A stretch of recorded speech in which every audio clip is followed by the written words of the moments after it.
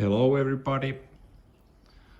It's been now about 4 years since I did my last video about the tank, and I just thought that I might do now a quick review on what's going on and all the stuff that I have been doing in past 4 years with the tank, what kind of changes and updates there have been. It's a bit more improvised video than the last one what I did. I'm just shooting this with my phone. I'm trying to be as stable as possible without shaking the camera, but it's a bit challenging. But yeah, it's an improvised video and I will probably add some text during the editing, but let's see what comes out of this. So without further ado, let's start. I will open all the cabinet doors to show how these function currently.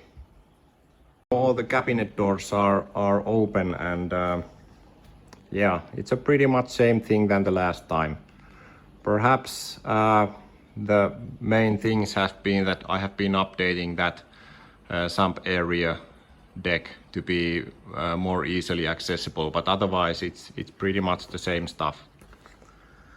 And if you are more interested about the specs of the tank, I will not go those through because those remain the same. You can check my old video. I will add a link to description below, and you can click there and check it out if you are interested. First, the lights. I'm using currently aquarium illumination Hydra 26 fixtures LEDs with T5 to give some color for the corals. Previously I had these cheap Chinese LEDs. They work just great, everything grew, but I really do like a lot more on the quality of the light, how all the corals look with these Hydra 26 LEDs. I didn't have that T5 for a long time, but when I added in there, it really brings out the colors more in the corals. So this is like, after testing a lot of different kind of lighting solutions, it would be the best one what I know currently, that you combine T5 and LEDs. LEDs for the growing the corals, and then T5s I'm currently running there. There's one purple, one deep blue, and two ethnic bulbs in the fixture. There is 4 tubes, 80 watts, and here you can see all the fans I have in here. This ATI T5 comes with really noisy fans, so I have added here Noctua, really silent cooling fans. These are dust filters to prevent majority of the salty dust getting inside the lamp in longer term. I also have other cooling fans here just to cool the aluminum chassis in there. And this has also been renovated quite many times, how I hang these lights in here. These are some marine grade hardware store hooks for boats. They are quite resistant, and it's zip ties and cables. Doesn't look very nice, but I can adjust all these angles and it works. So I'm pretty happy with these at the moment. What to say about these Hydra LEDs? I think the quality of the light it produces, it's fine, but the user interface is quite crappy, and I have had a lot of issues, technical issues, for them not working.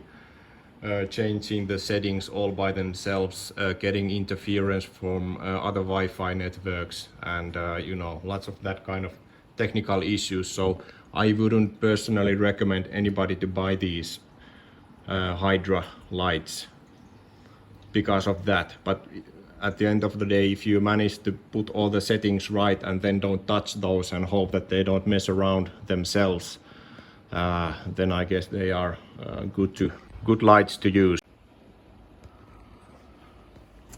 This left side here, these have probably gone the most of renovating during these 4 years. I have had here refugium, second skimmer, like a upper second sump with a skimmer and carbon and all that stuff. What else? Mechanical filters, all kinds of reactors, but now what I have ended up is with 2 closed loop pumps. I have here Deltec E-Flow pump in the front and Abus A200 pump here at the back, and you can see the plumbing here. Here how it goes. So it's a quite short plumbing. The pumps take water in through these inlets here. There are 2 of them. I'm not sure if you can see it through the coralline, but there's a second one. And then you have the outlets in there. The bigger one is for Abus. It's if I remember correctly, that's 63 millimeter outlet, and then the smaller one 40 millimeters. That's for Deltec. I'm running the pumps currently. Well, you can see the Deltec controller there at the back. It's from 30 to 50 or 20 to 50 watts. So it's about maximum 70 or 80% of the pump capacity. For the Abus pump, since it's very powerful, I'm running it only, it's a 200 watt pump. I'm running it with a random flow from 20 to 60 watts. And 20% to 60%. And once a day it will go 100% for 30 seconds. It will circulate all the detritus in the tank, all that stuff that gets in these small crevices and holes. Everything just comes and floats in the water column, and then the sump takes care of it. I don't have to do the turkey paster maneuver and spray the detritus out of the rocks. The pump will do it once a day. Yeah, one thing I have noticed with these power heads compared to stream pumps would be that I have had on the other side of the tank double amount of liters per hour stream pumps compared to what I have in here in terms of that Abus pump. And when I turned all the way up both sides, this kind of closed loop power head setup easily won the race. The vortex that was formed, it was about 2/3 on that side of the tank. So even though on paper, on streams, you had double amount of liters per hour on the other side, this Abus power head could easily compete that in actual power, how it flows. So in this kind of long tank, where you really like to have a lot of flow, I would say that these power heads they have their issues also, of course, but they are really the things to go with if you want that really strong flow to push the whole water column and circulate that, so that there is just not like some local area where water is flowing and corrosive lapping, but if you want that whole mass to move really in really strong current, you want to use power heads. That would be my experience with these pumps. Right side here, nothing's changed basically. I have 2 return pipes coming from there back to the tank. So it's yeah, nothing interesting here going on. Here's the hatch. Oh yeah, this overflow comb. I did a little bit of, this is sort of do-it-yourself type of solution. I have moderate flow between sump and the main tank, and I wanted more surface area where the water can flow, and I bend these grids like L shape. So you get a lot of more this. I don't know if I can show from here. Yeah. So this is a really good solution. It really makes it more quiet, and you get a lot more surface area where that water penetrates the grid. This is a really good solution. I would recommend this strongly to anybody who wants to have a bit more flow between their main tank and sump.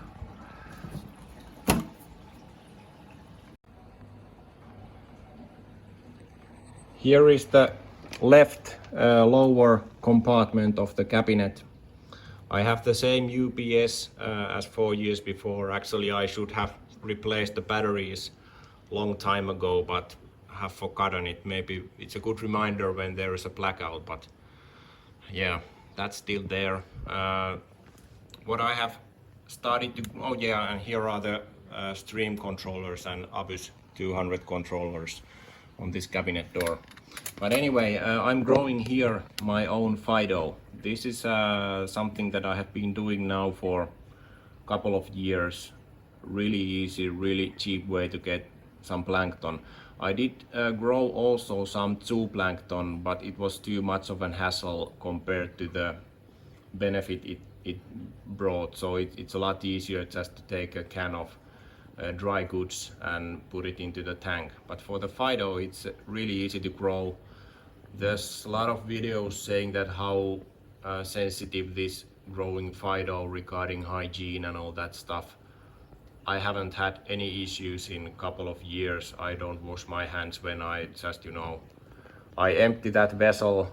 Those are hardware store bulbs in there, growing it, one air pump, and then I have this magnetic stirrer on bottom of that can, and I just empty that vessel to a soda bottle and fill it up with fresh salt water, put some fertilizer in there, and on it goes again. I sometimes wipe this lid and neck clean with a normal paper towel.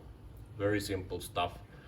I do about 2 batches per month, so that's a bit over 1 liter can, so I guess I dose Fido something like 2 liters per month to the tank. I also supplement with amino acids and vitamins, and then I use these dry plankton coral foods also in combination with this Fido. Yeah, so let's move on. Here on this section, nothing major going on in here either. Same stuff. I have these power strips here, some aquarium computer. There's my skimmer controller unit. It's a Red Dragon 3 skimmer pump. But yeah, pretty basic stuff. Here are my dosing pumps in this right side of the cabinet. Let me just put the phone in here.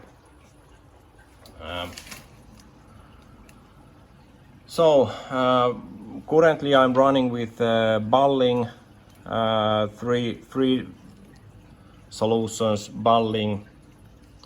What other stuff I have dosed? I dose whenever necessary phosphates and nitrates. They tend to get a bit low sometimes, especially now when I don't have so much fish in there. I have found that it's easiest way in this tank to keep everything stable, that you just have a bit too efficient nutrient export, and then you just dose there some additional nitrates and phosphates to keep it at certain level. I test once a week that's what it takes to keep it stable. I keep nitrates, well, we can look those values later what I do, or I can put those into description, but here are all the dosing units. Currently there is only these Balling canisters, and then I have this Triton Mangan can in there at the back, nothing else at the moment. This I use for refilling the Fido reactor with fresh salt water. Here is the right side compartment in the aquarium where the overflow is. Here is also this side box, which is really useful when trying to catch a fish. I will chase a fish with a PVC pipe there through this opening, and then I will just put there an egg rate grid, and it is caught in there. It's really easy after that to get a net and get a fish out. I'm using this for Tansi streams at the moment. These are the stream number 3. I don't remember the longer number code for these, but these are the really strange looking streams, not like what you have traditionally from Tansi. These are like these staff sort of streams. They are really good value for the money. I would recommend these if you can use these as a horizontal setup as I am doing here, but if you have to install those vertically like that and put then that cap which will redirect the flow 90 degrees, that really takes the efficiency out of these pumps. So I'm not so convinced that that's a good solution, but if you can put those like here horizontally, they are really nice. They throw a lot of water into the opposite direction. They are not as good as the power heads I mentioned before, but they are doing nice fluctuation to the flow. I have tried to position these pumps many times.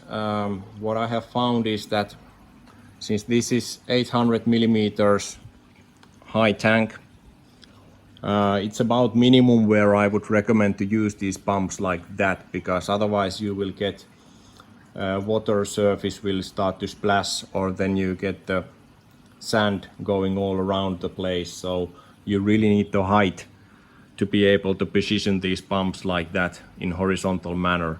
One other thing is that if I'm not sure if it's possible, but these interfere each other. I have noticed that if I would install these any closer, the magnetic fields are so that they go to this error mode and they don't work. So that's like the closest I have managed to put those together, which is I would like to put those like they are almost contacting each other. That would be the best.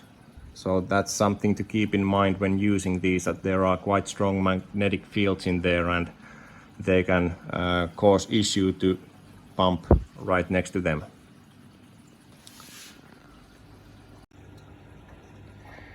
The sump area, it has been renovated a couple of times completely. There is nothing here that was in the beginning, so I don't even try to make, well, some comparisons. There at the back corner, there was my water exchange tank, which I shortened out and made it a refugium, and now I have my freshwater tank in there instead. I don't do any water changes anymore, or once a year or once in 2 years. I'm using the Triton method and it's been quite successful for me.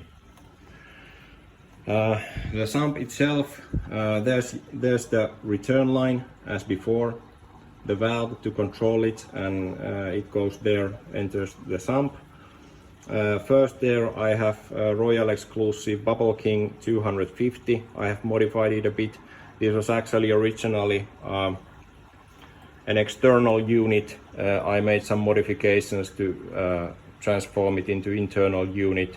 Also added this neck cleaner in there, which is just really fantastic. And I think this particular Avast Marine thing, it just, you know, it is so cheap compared to what it does, and it's been there. It was even in my earlier tank. It's really old and it still works, so that's a good product.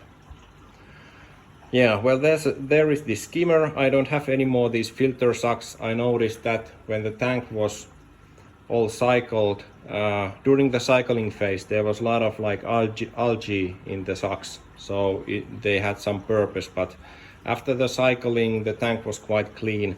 All I found there was bristleworms and copepods and that kind of critters, so I decided to get rid of those sucks. They didn't serve any purpose anymore. Yeah, water from refugium and the water from this Durso pipe here, they go to this sealing roller mat filter in here.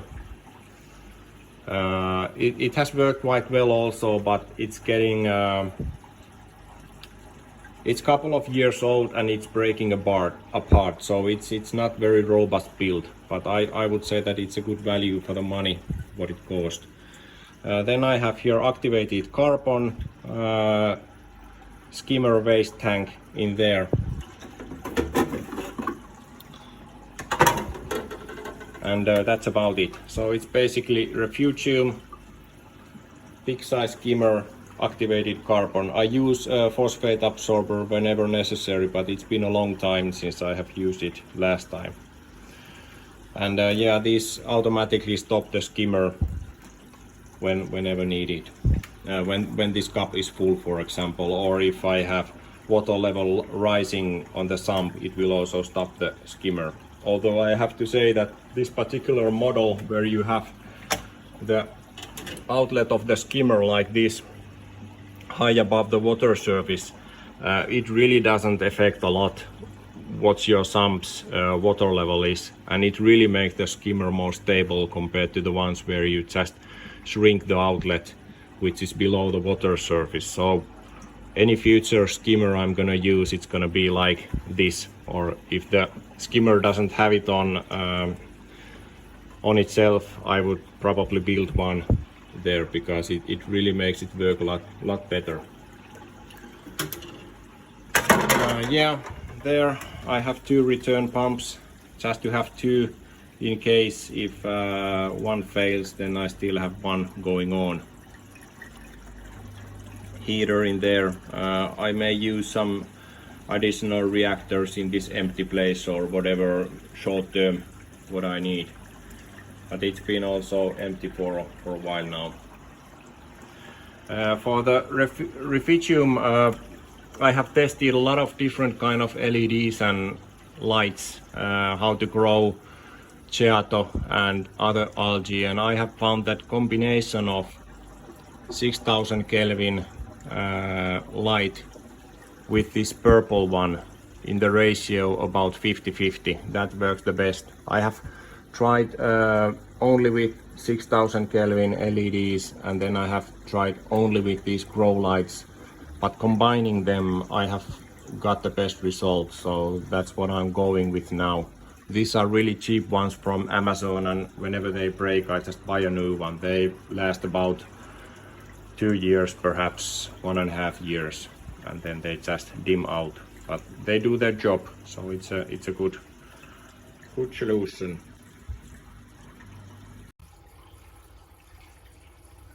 Here is the ventilation fans for the sump, and also the stuff that I usually use in weekly basis. I actually first thought that I might clean all this off for the video, but since everything else is also quite as it usually is, I thought that this would give more realistic view on the tank.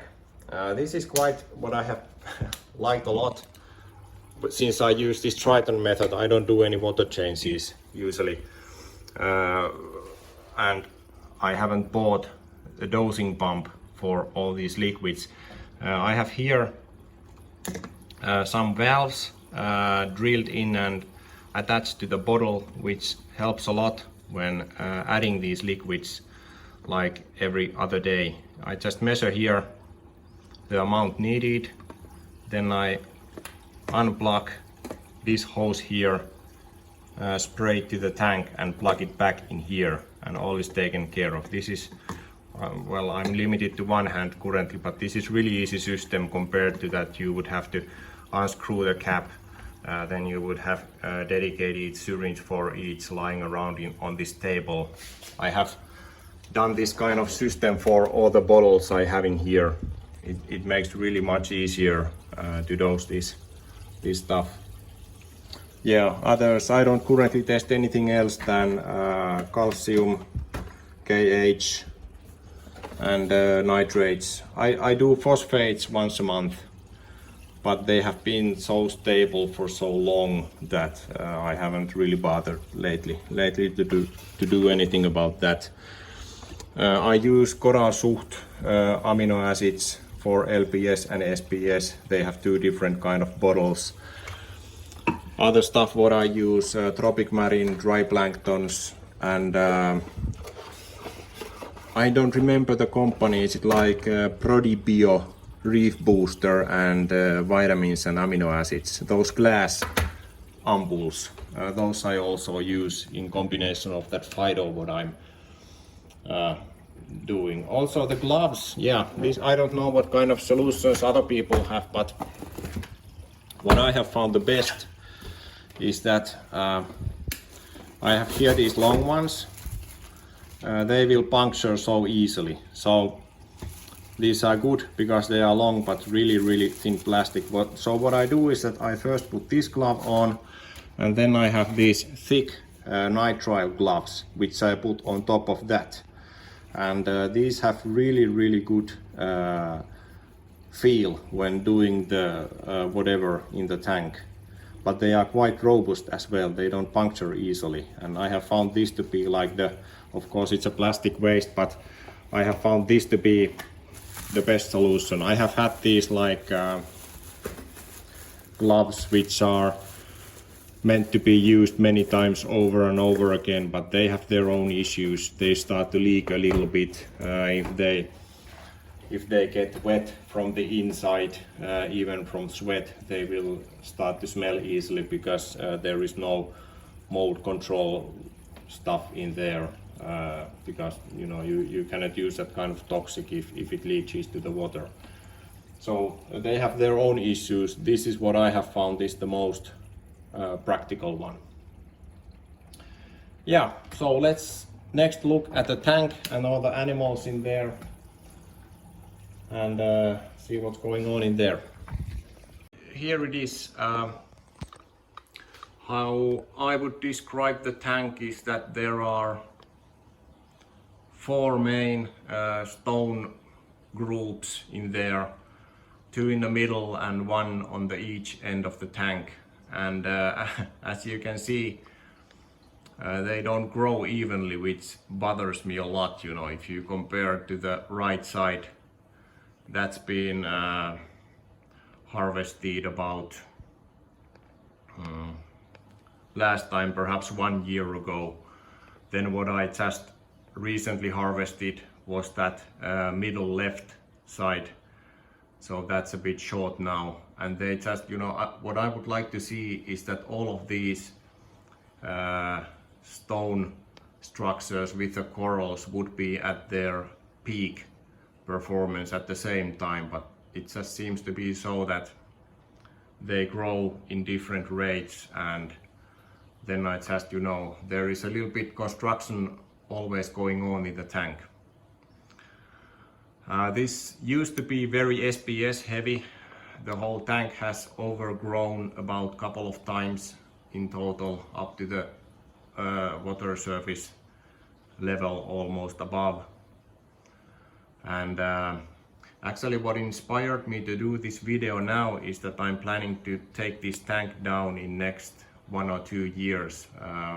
We are doing some renovation probably on the house, so that includes also doing all the flooring, which then is a good point if you want to change the system. So I'm gonna build another system on the other wall, and that's not gonna be like this long one. It's gonna be really deep with LPS and soft corals, so a lot of difference to compare to this one.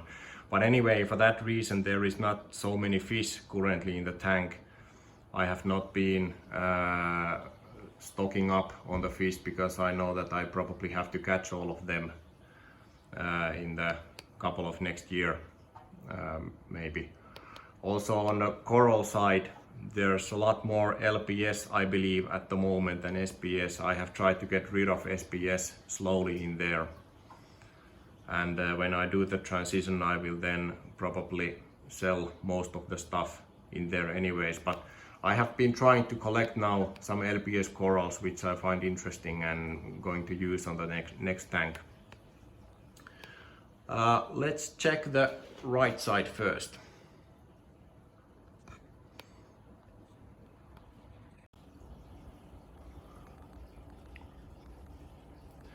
This right side column, this is the one that grows the fastest. It's actually originally very shallow. It's only like, you know, first 10 centimeters above the sand surface. But I just keep gluing with epoxy new corals on top of living ones, and then they will outgrow it and the corals below die and become rock. And that's probably the next thing that I'm gonna tear down and replant everything, and then it starts to grow. That white bubble coral, that grows really well in the tank. I have racked like that size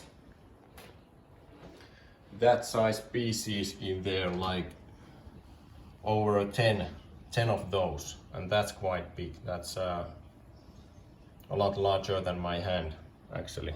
It's more like a head side almost, as a person's head.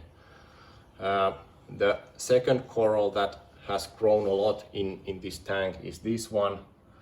I have racked that one like 5 or 6 species of that size. That's the only one I'm having at the moment, and there is actually another piece of that coral. This was not fracked. This was produced naturally in the tank, so I'm expecting it to be like perfect in shape and form, because when you frack these, they tend to get a bit bizarre in the form and shape sometimes. So interesting to see how that will grow out. This clam, when I got it, it was really like a rescue case. You can see here this line here, what size it was when I got it. The mantle was all extracted inside. It was gaping open. Its foot was all messed up, didn't work.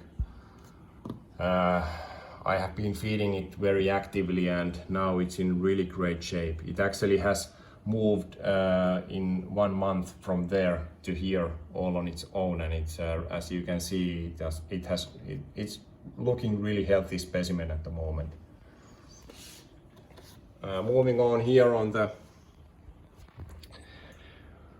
the middle left side, middle right side, this Gorgonia, I like it a really lot. You know, it's waving there, and it's really robust. I mean, these other LPS corals will burn it from below.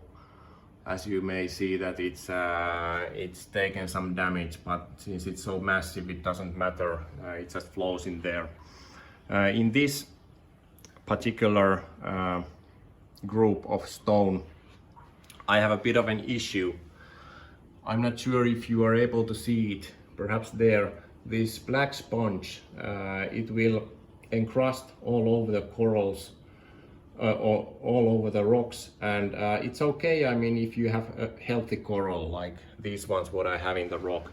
But if you have unhealthy, like rescue case Acropora or anything a bit more sensitive, that encrusting sponge will devour it, and it has some really potential poison, I think, because it's like when it's moving ahead, there is like that length white area between this black sponge front and where the coral is dying. And yeah, there is no problem if the water parameters are okay and corals are healthy, it's no problem. But when the shit hits the fan, it can be a real pain in the ass. Also, when phosphates and nitrates go beyond the roof, that will just grow, you know, it will create many millimeters more in thickness in just a couple of weeks.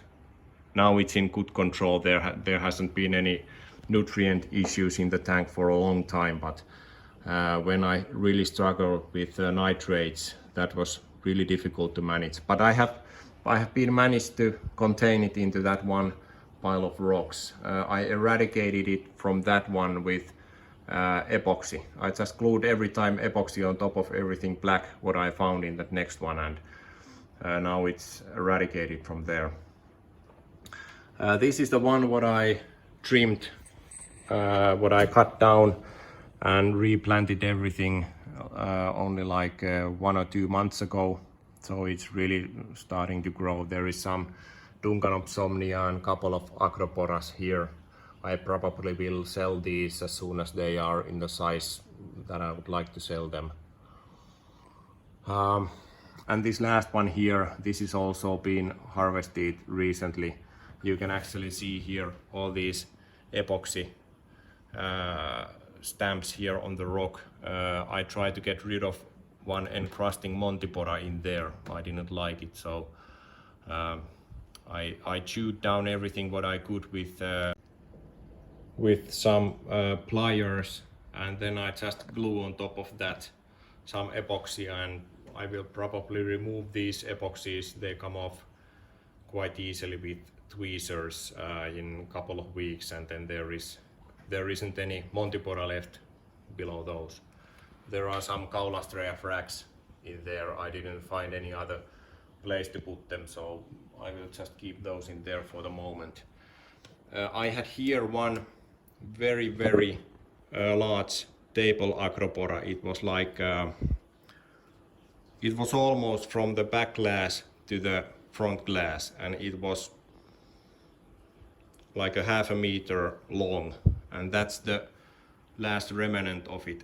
It grew on the back glass, so I haven't scrubbed that off. I sold some parts of it and threw away some, and there is also one small frag out of that table acro, but yeah, it was huge.